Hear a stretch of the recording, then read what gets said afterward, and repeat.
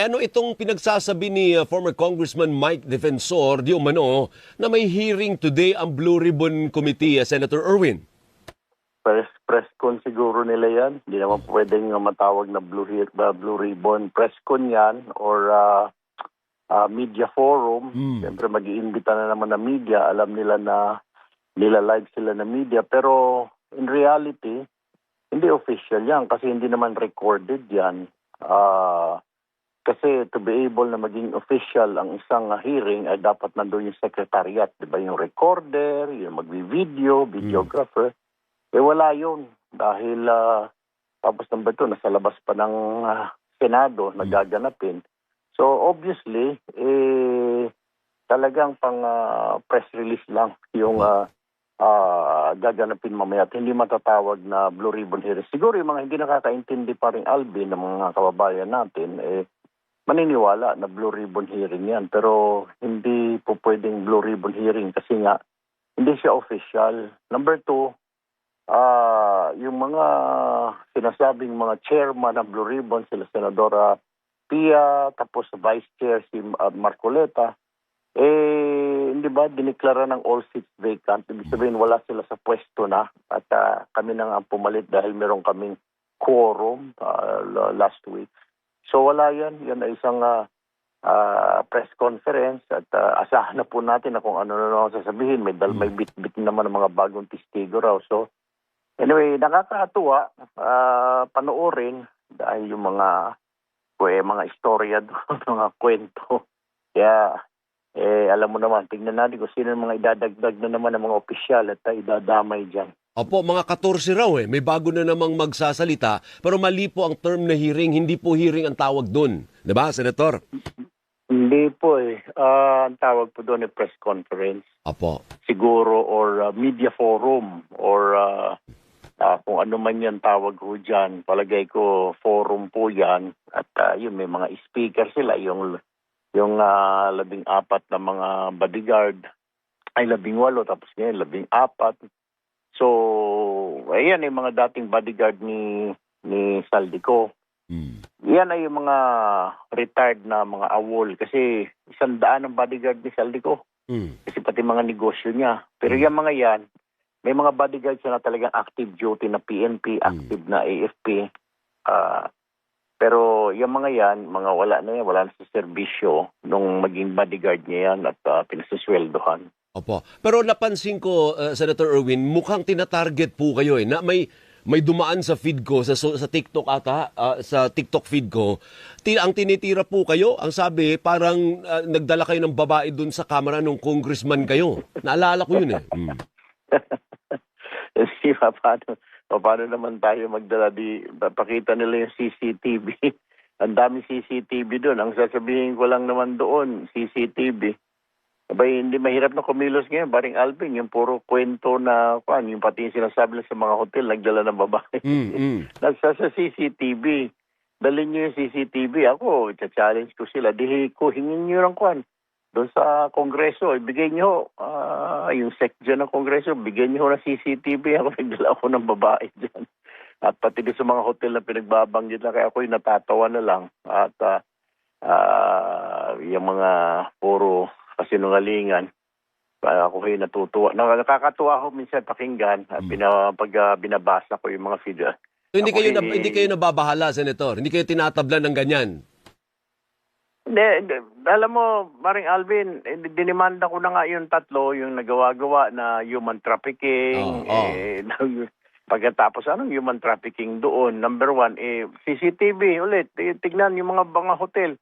Ipresenta nila. Okay, magdala sila na talaga may babae akong kasama, may babae akong dinala. Ewan ko, pagkatapos yung mga maleta. Kaya nag-file na ako ng demanda para, in fairness naman din, kasi sabi ni si Attorney Talikod, sino ba yung attorney nila? Baligod. Baligod. Baligod. Sorry. Kala ko Talikod. Anyway, sinasabi niya na mag-inhibit ako. Well, fine. Sabi ko, pag nagkaroon ng special session, yung bubuuin na talaga yung totoong Blue Ribbon. Bubuuin yon at pagkatapos, doon magsasagawa tayo, mag-designate tayo ng subcommittee na hahawak ng lahat ng investigasyon sa flood control. Hindi natin iniiwasan kasi ang pinapakita lang sa tao, lalo ng Senator Cayetano, na tinatago at iniiwasan ng blang Senado ng Blue Ribbon, yung flood control investigation. Hindi po. Open po kami. Kaya nga po si Senator Kiko Pangilinan po maghahawak po niyan, mag-chair ng subcommittee niyan. Basta anything to do with flood control. So, pero sana po matapos na ito, naibigay na ho yung unang set ng flood control hearing po namin. Naibigay na po sa ombudsman. Pinag-inaaral na po ngayon ng ombudsman. Ewan ko. Alam kung katapusan ito. Pero sige lang ho. Kung yan ang gusto nila, no problem. May subcommittee naman tayo. Yeah. So, Kaya mag-i-inhibit po ako at hindi po ako hahawak ng flood control. Si Senator Kiko po ang hahawak po ng flood control, paring Alvin. Opo, ngayon bukas, ready na po kayo sa special session. Kampante naman po kayo na may isang tatalon para maging 13 kayo. O more than that pa? Alam mo, naawa nga ako, may napakita ako na tinitira nila dahil mag-a-attend si Senator Joel Villanueva sa session bukas. Binanata na, tinira na kayo ng black propaganda, kesyo pumunta raw sa isang country club sa Baguio, kesyo 150,000 daw. Nakapunta na rin ako dati doon pero wala namang 150,000 na kwarto o na villa doon. Kaya kasinungalingan yung per day. Sobra yung kwento. Alam ko yun dahil minsan naimbitahan na tayo dyan. Hindi umaabot ng 150,000 ang isang araw dyan. Kalukuhan yun. Opo. Talagang black propaganda. Sinasabi 600,000 sa 4 na araw. Ewan ko. So, kaya gusto ko sana i-text si Sen Joel. Sabihin ko, welcome to the club. Pero sure na yon, Senator Erwin, sure na yon na makaka-13 kayo or more bukas at formal na mahahalal si Senator Gatchalian bilang Senate President. Hindi ko alam kung may 13 kami para may special session. Opo. Diba? Kahit na hindi naman 13, kahit 12 pa pwede. 13, mag-i-elect ng Senate President. Kung gaganon nila ni si Senator Joel, baka magbago ang isip niyan. Kasi ngayon, hindi pa siya sigurado. Pag-iisipan niya pa raw. Okay? Pero kung gano'n na wala pa nga yung mama, itinitira na nila kaliwat kanan. Alam mo naman kung saan ang galing yung tira na yan. Biro mo, mga tirada na. 600,000, saan daw kukuha ng 600,000 si Joel Villanueva? Oh. Kaya, hinay-hinay lang. Baka mamaya, imbis na kung hindi pa sasama, biglang sumanib sa majority niya, di kayo rin ang kawawa. Obvious naman, paring Alvin, yung sa akin din kasi ito na nga yung sinasabi ko, paring Alvin, last month pa. Nung lumabas yung mga pangalan namin ni Sen. Rapi sa mga survey na the only group daw tatalo kay ganito, kay ganon, nakiusap po tayo, huwag nyo kaming isama dyan dahil marami yung nagbo-volunteer at gusto maging presidente, vice-presidente. Bakit kami naisip ninyo? Ayan na ho. Tapos yung mga komentarista, yan na sinasabi na ito lang magkapatid ang pwedeng tumalo kay ganito, kay ganon. Pero pang isang attorney, mas maganda magiging vice presidente si ganito. Yung mga kalaban ho, nang gagalaite dahil meron ho silang manok. Sabi ko nga ho, huwag mo muna kami, dyan muna. Marami ho nagbo-volunteer, ba't kami nahimik dito? Kami ho tinitira. I think it is the result of sa mga survey, sa mga comment na rin ng mga political analysts na kami magkapatid ang tatalos doon sa isang kandidato. Wag naman ho. Tinarget kayo. Tinarget kagad kayo. Obvious naman, di ba? May simula na lumutang yan kung ano-ano ng kasinungalingan. Yan po ay kasinungalingan. Ako na ho mismo na nagsabi, wala po akong flood control, paring Alvin. Di ba? Sinasabi niya 18. Bakit ako, saan magagaling bibigyan ako ni Saldi ko na 18 maleta ng para ano? Galing sa flood control. Wala namang flood control. Tignan mo yung GAA, General Appropriations Act, simula nung mag-congressman ako, 2022, hanggang umakyat ako sa Senado, wala ako dyan. Wala rin ako sa mga Cabral files. Tignan niya. Wala rin ako doon. So, wala Hindi ho tayo humingi ng mga flood control. Dahil saan ko naman ilalagay, paring Alvin?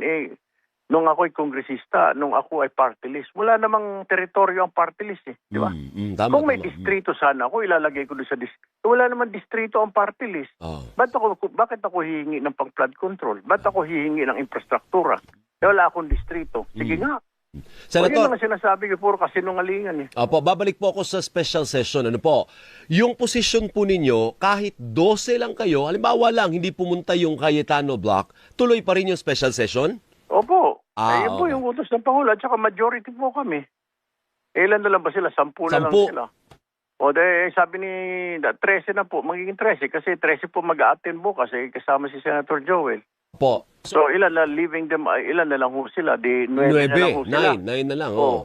Ibig O 9 sabihin, na lang ho sila. so kung may 13 kayo, Baka pa madisgrasya pa, kababanat kay Senator Joel magbago ang isip ng mama, mabuisit sa kanila kaya tigilan na nila yung pagbabanat-banat nila kay Senator Joel baka bigla magbago ang isip ng mama, magbumotos, sumama sa majority, di sila nawalan. Di ba? opo. So kung ang 13 na O, yan, pwedeng bumoto ng Senate President bukas.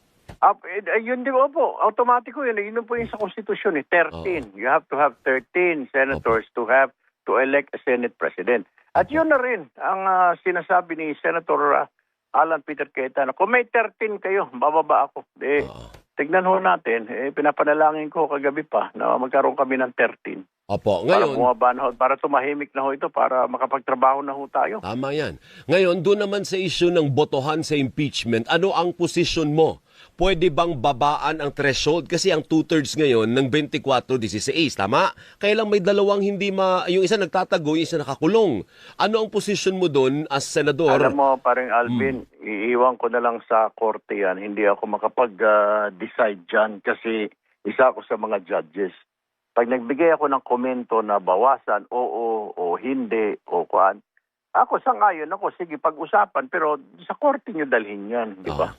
Hindi yung let the courts decide. Kasi sabi naman, yung korte na naman may sabi, di ba? Ang batas na nagsasabi, kailangan 16. So, kami naman ho, magiging, I will sound biased kung sasabihin ko na bawasan, di ba? Dagdagan. Kaya I will just leave that paring Alvin sa korte mag-decide. Dalhin nila yan sa Supreme Court. Siguro pinakamainam ang Supreme Court mag-interpret yan. Naintindihan ko po yung sinasabi ninyo na 22 na lamang po kami out of the 24. So, Opo. babaan yung threshold. Naintindihan ko po. Na-intervene na rin ho ako dyan isang araw. Ang sagot ko po, dalhin na lang sa korte ho yan. Why not, di ba? Nabawasan kami. Pero let the courts decide kung tama ba yan na pagbotohan ng impeachment. Kasi magiging bias naman tayo parang Alvin. Sabihin natin na, babaan din. Imbis na 16, 14 na lang ang pwede para, o 13 na lang para makonvict. Huwag naman. Ika nga, then you're showing weird. Then I'm showing my cards, di ba? Ano magiging decision ko, di ba? So we'll leave it to the court, parang Alvin, pasensya na. Hindi ko masasagot Okay lang, yan. okay lang. Oo, maraming... pero yung magandang usapin yan, pero hindi dapat manggagaling sa amin yan. Dapat doon sa korte manggagaling yan.